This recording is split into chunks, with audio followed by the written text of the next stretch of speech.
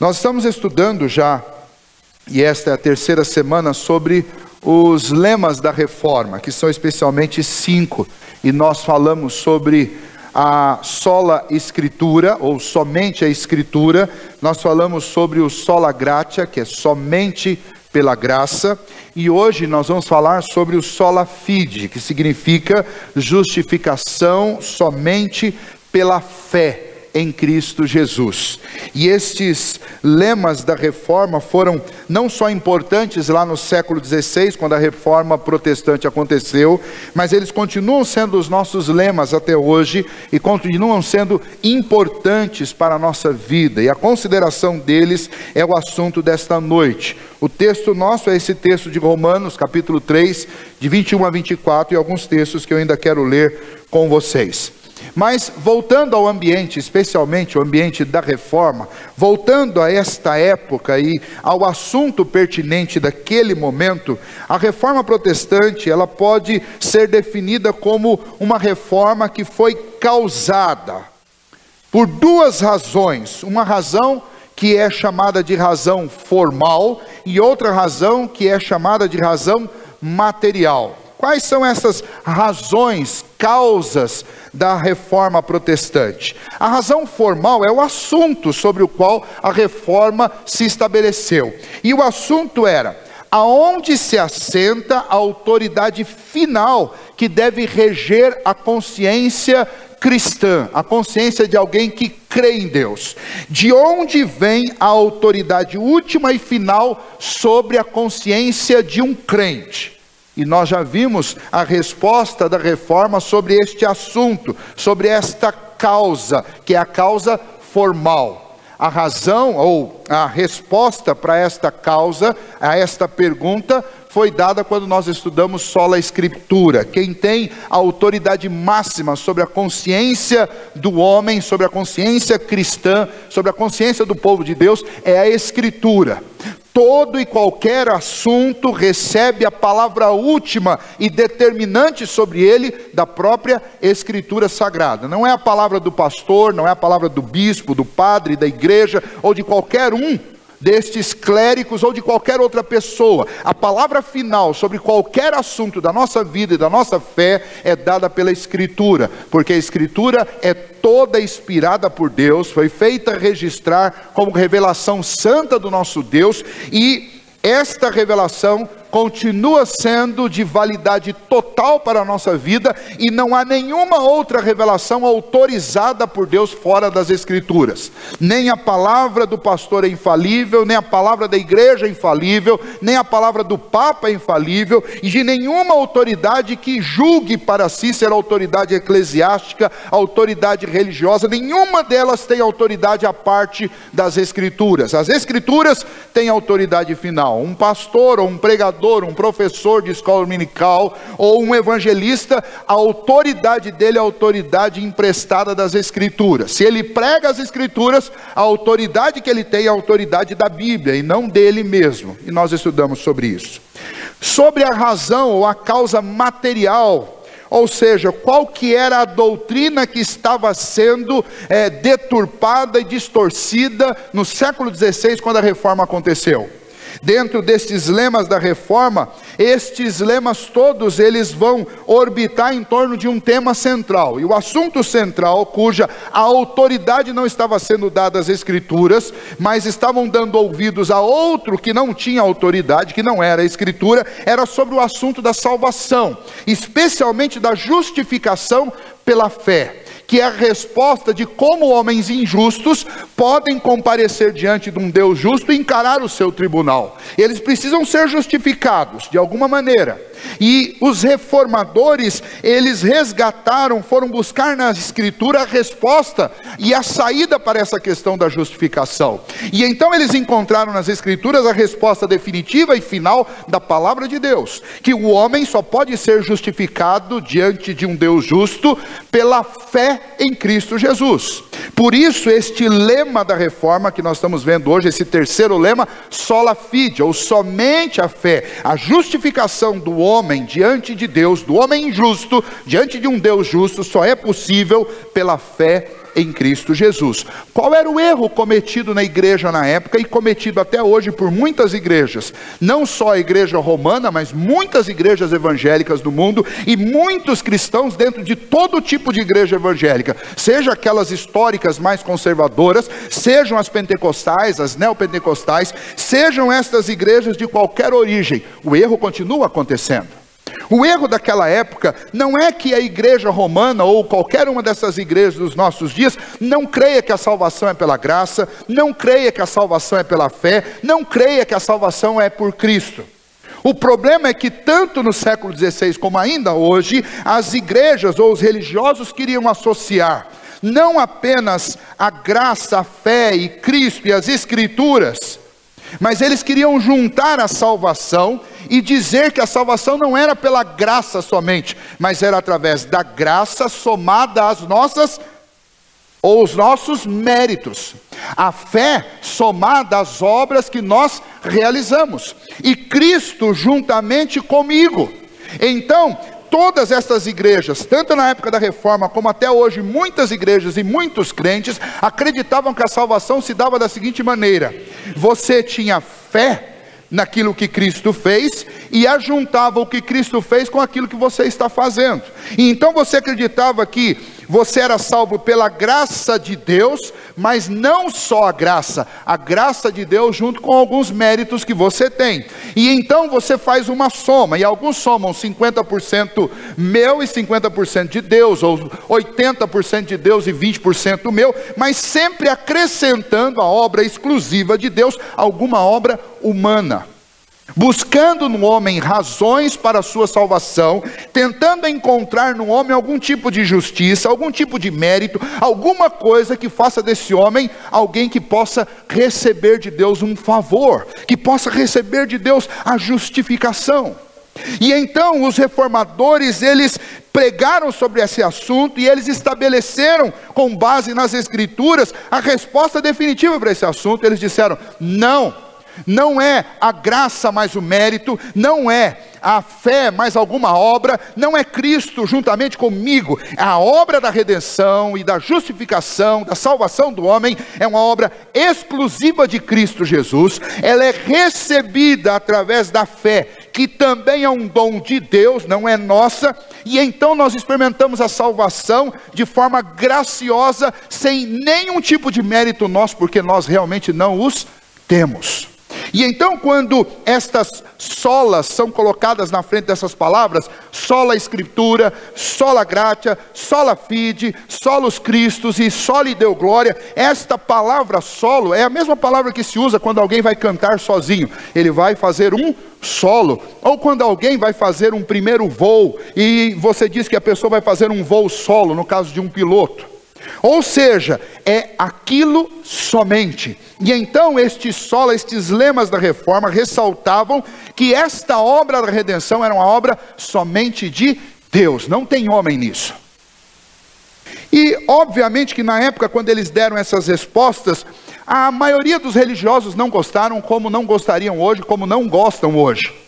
Quando nós ensinamos que a salvação é somente pela graça, é somente pela fé, é realizada somente por Cristo, as pessoas não gostam porque nós não gostamos de receber coisas de graça.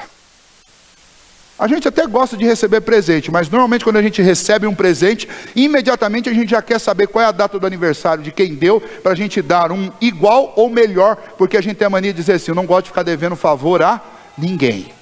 Nós gostamos de merecer as coisas. Nós não queremos que as pessoas nos deem algo que seja de graça. Nós nos sentimos humilhados por isso. E nós gostamos de fazer trocas. E infelizmente nós trazemos este mau hábito nosso para dentro da nossa fé. E a gente acha que dá para fazer isso com Deus. A gente acha que não dá simplesmente para viver uma religião e uma fé onde nós recebemos algo exclusivamente de graça. A gente não acredita que isso é possível, e na nossa mente fica sempre a ideia: não, eu tenho que fazer alguma coisa, eu tenho que fazer por merecer. E o que nós vamos ver nesse texto nessa noite é que você não tem como fazer para merecer, e você não pode. A salvação nós a recebemos pela fé, e ponto final. Você não pode merecê-la, você só pode pela fé, que é dom de Deus, recebê-la, e nada além disso. Ou Deus te dá esta salvação, ou nenhum de nós vai se salvar. Porque por nós mesmos nós não vamos alcançar absolutamente nada diante de Deus. E o apóstolo Paulo vai nos ensinar isso daqui. Nós vamos aprender com ele aqui em Romanos 3, 21. O texto que nós lemos está dentro desta carta, que é uma carta maravilhosa, que é a carta escrita pelo apóstolo Paulo, inspirada por Deus, aos romanos. Nos 3 primeiros capítulos dessa carta que nós estudamos na semana passada, a introdução deles, nós vimos que o apóstolo Paulo, ele encaixa todas as pessoas na mesma condição. No capítulo 1, ele vai mostrar que todos, sem exceção, todos os homens pecaram. Pecaram porque ao invés de adorar a Deus, adoraram a criatura de Deus. Pecaram porque trocaram a verdade de Deus e cometeram injustiça. E no pecar do homem, ele continua trazendo cada vez mais sobre si consequências do pecado. O pecado do homem acontece quando? Acontece lá no princípio, quando os nossos pais, lá no Éden, desobedeceram a Deus e eles caíram. Eles se tornaram pecadores. E a partir deles, não só toda a raça se tornou pecadora, sem exceção, como toda a raça, ainda que não cometesse pecado, mas toda a raça está condenada, porque quando os nossos pais foram condenados, só existiam eles. E todos nós somos descendentes deles, então todos nós nascemos carregando conosco a culpa do pecado original, que foi o pecado cometido por eles. E então, se já não bastasse esta culpa do pecado original, quando nós começamos a agir, a andar e a falar, nós começamos a cometer pecado. E os nossos pecados fazem de nós pecadores. Nós somos injustos diante de um Deus absolutamente justo. E o apóstolo Paulo mostra isso em Romanos capítulo 1, dizendo que os homens pecaram. Mas não apenas os homens gentios, os não-judeus, uma vez que Paulo era judeu, estava escrevendo para uma igreja em Roma, que era composta por romanos, que eram chamados de gentios, e era composta também por judeus. O apóstolo Paulo, no capítulo 2 da carta aos romanos, vai dizer, não são só os gentios que pecaram, os judeus também pecaram, todos eles são pecadores. E por que eles são pecadores? Porque eles receberam a mesma herança do pecado original como os outros, porque eles cometem os mesmos pecados que os gentios cometem, e mais, os judeus são ainda mais culpados, porque eles receberam a lei de Deus, e eles não obedecem a essa lei. Eles receberam os mandamentos, mas eles não conseguem obedecer completamente esses mandamentos. Se você observar lá em Lucas capítulo 10, versículo 28, um religioso chega para Jesus e fala, o que eu preciso fazer para entrar no reino dos céus? E Jesus diz, cumpre a lei. Jesus perguntou para ele, você conhece a lei? Ele diz, conheço. E começou a citar a lei para Jesus. Jesus disse, então cumpra essa lei. Se você cumprir essa lei, você será salvo. Jesus disse no versículo 28, respondeste corretamente. Você tem que obedecer a lei. Então cumpra a lei. Mas a pergunta é, quem consegue cumprir pelo menos os 10 mandamentos? Uma vez que no Antigo Testamento você vai encontrar 600 e poucos mandamentos. Mas você consegue cumprir os 10? E não havia um judeu que conseguisse, e nem depois deles, nenhum crente que consiga fazer isso. E então, por causa disso, o apóstolo Paulo diz no capítulo 2 da carta aos Romanos, que todos estes homens pecaram, não apenas os gentios, mas os judeus, e os poderosos, e os religiosos, e o clero, todos pecaram. Porque o padrão para entrar no céu não é mais ou menos perfeito ou mais ou menos santo. O padrão para agradar a Deus e para entrar no céu é o padrão da perfeição. Não adianta você ser mais ou menos. O céu não é o lugar de alguém que é mais ou menos santo, de alguém que conseguiu cumprir mais ou menos a lei, de alguém que tirou nota 7. O céu não é este lugar. Se você abrir a sua Bíblia agora em Mateus capítulo 5, versículo 48, você vai encontrar o seguinte: portanto, sede vós perfeitos, como perfeito é o vosso Pai Celeste. A pergunta é, quem é perfeito como o Pai Celeste é? Nenhum homem é perfeito como o Pai Celeste é. Se você até hoje se achou um bom religioso, ou um bom crente, ou um bom católico, ou uma boa pessoa, uma pessoa que tem padrões elevados, deixa eu dizer para você, os seus padrões elevados não são mais elevados do que de qualquer outra pessoa nesse mundo.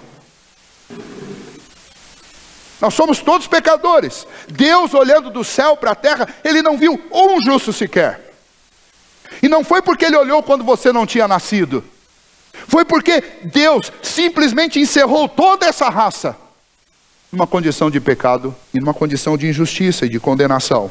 E então o capítulo 3, o apóstolo Paulo vai finalizar esse assunto dizendo, todos pecaram. Não há um justo sequer. Está lá em Romanos 3, versículo 10.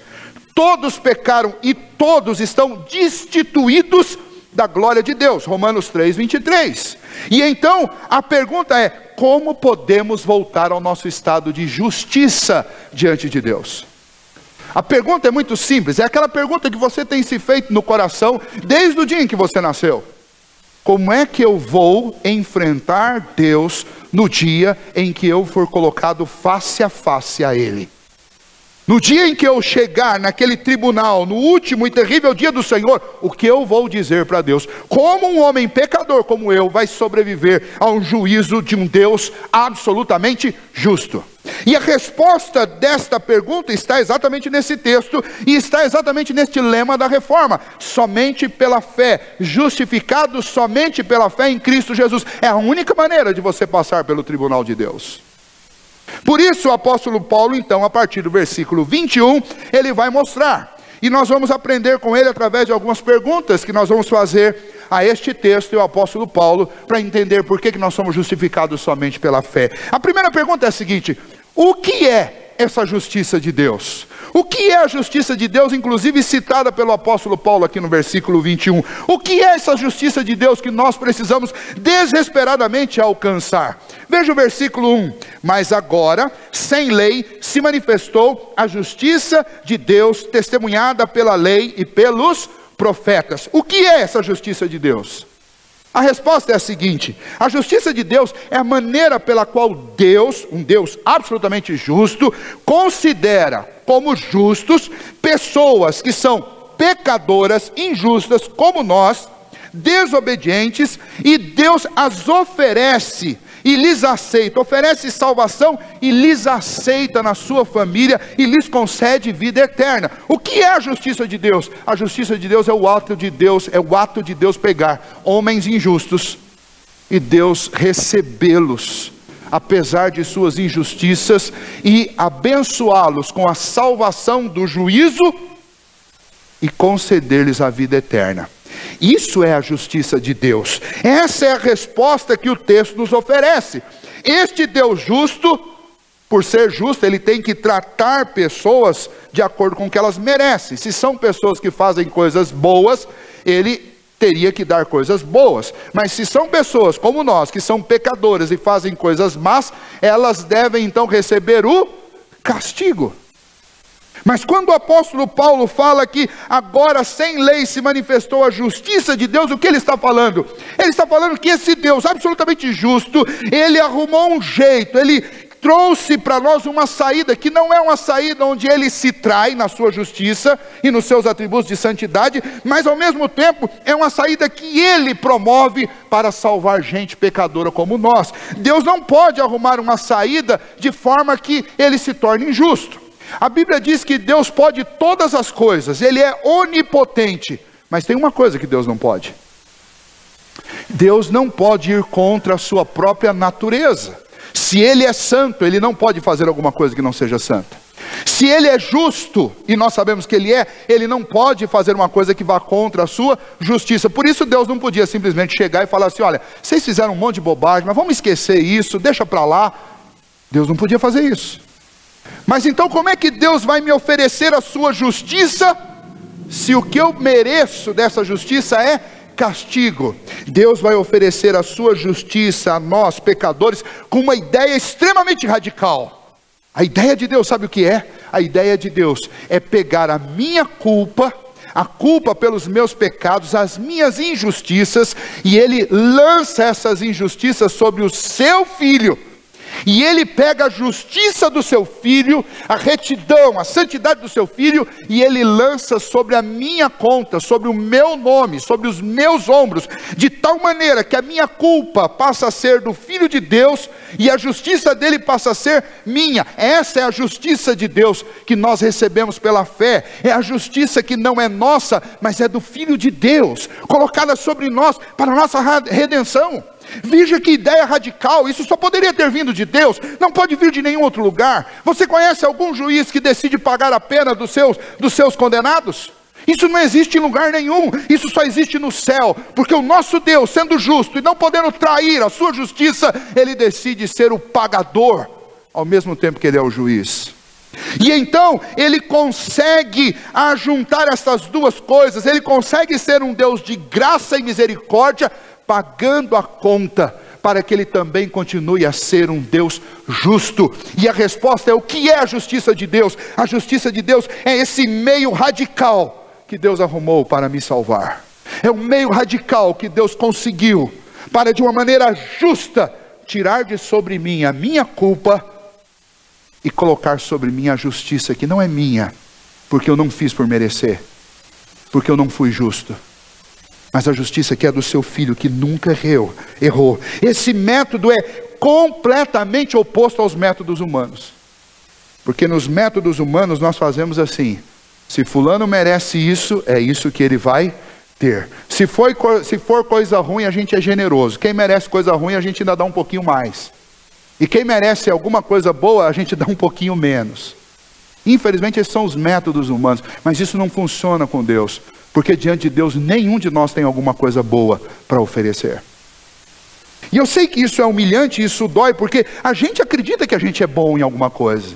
A gente acredita que a gente faz coisas boas, a gente acredita que a gente faz boas obras, mas diante de Deus, estas nossas boas obras não têm valor algum, porque elas são manchadas, maculadas por vícios, por malícias, por maldades, por imoralidade, por uma imensidão de coisas terríveis que habitam o nosso coração, por inveja, por orgulho, por incredulidade.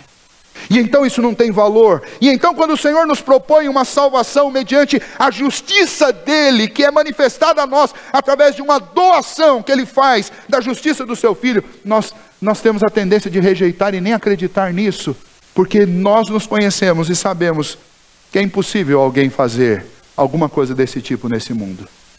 E é por isso que não é ninguém daqui que fez. Quem fez isso foi o nosso Deus. E fez isso mediante o seu Filho, que veio até nós, se encarnou e assumiu o nosso lugar. Então isso é justificação, é a justiça de um Deus Santo, colocada sobre nós como se ela fosse nossa, e esse Deus Santo levando sobre si as nossas injustiças e as nossas culpas, os nossos pecados. Deus, Ele não vai colocar sobre você um poder e vai fazer com que você vire um santo da noite para o dia. Tem muita gente que acha que pelo batismo, a pessoa foi batizada, no outro dia alguma coisa acontece dentro dela e ela começa a fazer tudo certinho. Isso foi uma ilusão e um engano ensinado por muitas igrejas, é ensinado até hoje, que o sujeito se converte da noite para o dia, ele vira da água para o vinho. Não vira. Porque o ato de justificação é um ato imediato, mas não é um ato imediato em cima de você, mas é em cima do seu nome na glória. O ato de ser justificado não significa que no momento que você crê nisso, alguma coisa vai acontecer dentro de você, e você vai sair daqui completamente inclinado a obedecer todos os mandamentos. E quem ensina isso está mentindo. Quem ensina isso está ensinando uma heresia romana do século XVI. Porque nós recebemos a justiça de Cristo. Nós não recebemos a capacidade de realizar essa justiça. Nós vamos ver, obviamente, nós vamos ver lá no capítulo 5, no capítulo 6, que quem está justificado, quem tem essa fé em Cristo Jesus, não tem prazer algum no pecado e vai fazer guerra contra a sua natureza para não andar pecando. Mas ele não tem mais força do que qualquer outro homem para lutar contra o pecado, porque ele foi justificado. Porque essa justificação é um ato jurídico de Deus, uma declaração jurídica que acontece na glória. E então nós precisamos entender isso. Quando Martim Lutero, lá no século XVI, entendeu isso, ele formulou uma frase que se tornou muito famosa entre os reformadores. Martim Lutero disse: então eu entendi, nós somos justos e pecadores. Parece um axioma, não parece? Parece uma coisa completamente antagônica. Como que nós podemos ser justos e pecadores? Nós podemos ser justos e pecadores no seguinte sentido, no sentido em que a obra do Senhor é essa. O Senhor pega homens e mulheres pecadores como nós, justifica o nome na glória, limpa o nome definitivamente na glória, ainda que nós, ainda por algum tempo, continuamos vivendo como pecadores. E se você for ler a biografia destes grandes nomes da história, você vai ver que todos eles se angustiavam e choravam por causa dos seus pecados, porque apesar de conhecer inclusive profundamente teologia, eles não tinham toda a força que eles queriam para vencer o pecado. O próprio apóstolo Paulo diz que diante dele estava sempre o mal que ele não queria. Aquilo que ele não queria fazer era fácil de fazer. E o que ele queria fazer sempre foi difícil, sempre foi uma guerra. Por quê? Porque essa justiça não é infundida dentro de você de tal maneira que você passe a praticar e obedecer de forma fácil. Você vai ouvir por aí gente dizendo isso: olha, você tem que alargar isso, você tem que fazer aquilo outro, você tem que cumprir isso, arrisca, senão você vai para o inferno. O que essas pessoas estão pressupondo? Elas estão pressupondo que no ato de você ser regenerado pelo Espírito Santo, transformado, o Espírito Santo entrar dentro de você, da noite por dia você passa de pecador a justo. Na prática, deixa eu dizer uma coisa para vocês: santificação é uma obra processual, ela acontece aos poucos, é um processo de Deus na sua vida, pela habitação do Espírito Santo. Agora, justificação não é um ato processual, justificação é um ato imediato. Se é um ato imediato, então, ou você prova que você se tornou um justo da noite para o dia, sendo absolutamente justo, ou então você está completamente equivocado. E as Escrituras estão corretas, e eu acredito que é isso. Porque as Escrituras nos ensinam que nós somos justificados pela fé. Isso é um ato imediato, realizado por Deus na glória. Quando Cristo morreu na cruz, os nossos nomes foram limpos. E nós somos declarados justos. E agora o Espírito Santo vai dentro de nós nos capacitar a viver de acordo. Mas não porque eu estou atrás de conseguir alguma coisa para fazer por merecer o que Deus está me dando. Mas é porque por gratidão eu vou viver para o meu Deus, ainda que eu não consiga ser tão justo como Ele. Porque eu jamais vou conseguir ser. E Ele não me deu a sua justiça porque Ele viu que eu era alguém que tinha potencial. Muito pelo contrário, nós não temos potencial nenhum. E então quando o apóstolo Paulo diz: mas agora sem lei se manifestou a justiça, ele está dizendo isso. Ele está dizendo: a justiça de Deus foi manifestada a vocês que não tinham justiça nenhuma. Martim Lutero disse: nós somos pecadores e justos, porque a justiça de Deus se manifestou a nós, não porque nós fizemos alguma coisa para nos tornar justos. E aí vem a segunda pergunta para nós: como essa justiça se manifestou? Nós já lemos isso no texto, é a primeira parte do texto, diz: mas agora sabemos, mas agora sem lei se manifestou. Ou seja, o que ele está dizendo? Ele está dizendo que esta justiça, ela foi manifestada naqueles dias, por isso que ele usa esse agora, através da vida de Cristo. Mas não que essa lei já não tivesse, ou que essa justiça já não tinha sido anunciada. Quando nós olhamos para todo o Antigo Testamento, nós vamos ver que antes do Senhor Jesus, já era anunciado um Messias que vinha para redimir, para salvar, para trazer justiça a um povo que estava vivendo injustiça. Mas agora, e aí ele está se remetendo a Jesus Cristo e a obra que Ele fez, agora se manifestou essa justiça a nós. Aí ele usa uma expressão interessante, ele diz: sem lei. O que isso significa? Quando ele faz essa referência à lei aí, ele está fazendo a referência à lei, mandamento, lei moral. E então o que ele está dizendo? Ele está dizendo que essa justiça de Deus, ela não veio a nós mediante a obediência das obras da lei. Ela não veio a você, você não é justificado mediante o cumprimento das obras da lei. Porque se fosse por esse caminho, nenhum de nós seria salvo. Por isso ele diz: a justiça de Deus se manifestou de que maneira? Sem lei. Para que a lei serviu? Deus deu a lei moral para nós, Deus deu os 10 mandamentos para simplesmente nos fazer calar a boca. Para aqueles que se acham justos, nós estamos estudando aqui semanalmente à noite o Evangelho de Mateus, e nós vemos Jesus interpretando a lei, e Jesus interpreta a lei para senhores da lei. E o que Jesus vai mostrar para eles é que vocês estão iludidos se vocês acham que vocês cumprem a lei. E nós vimos alguns pontos, eu quero lembrar rapidamente. O Senhor Jesus diz: vocês estão iludidos se vocês acham que vocês não cometem adultério, porque vocês não trocaram a mulher de vocês por outra. Porque se você simplesmente já olhou para uma mulher com intenção impura, você já cometeu adultério.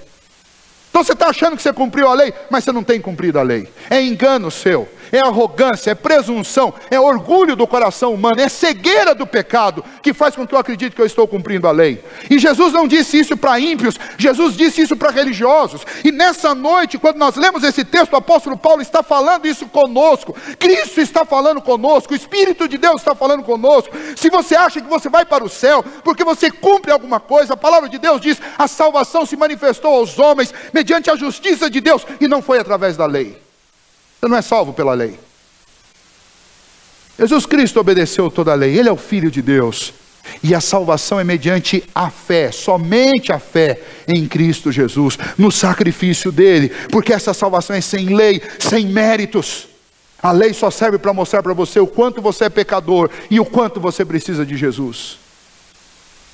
E infelizmente aquelas pessoas que, apesar do testemunho da lei e dos profetas, e daí ele vai continuar quando ele fala sobre a lei e os profetas, daí ele não está falando simplesmente dos mandamentos, mas quando ele fala da lei e dos profetas, na segunda vez que esse termo aparece no final do versículo 21, aí ele está falando sobre o Antigo Testamento.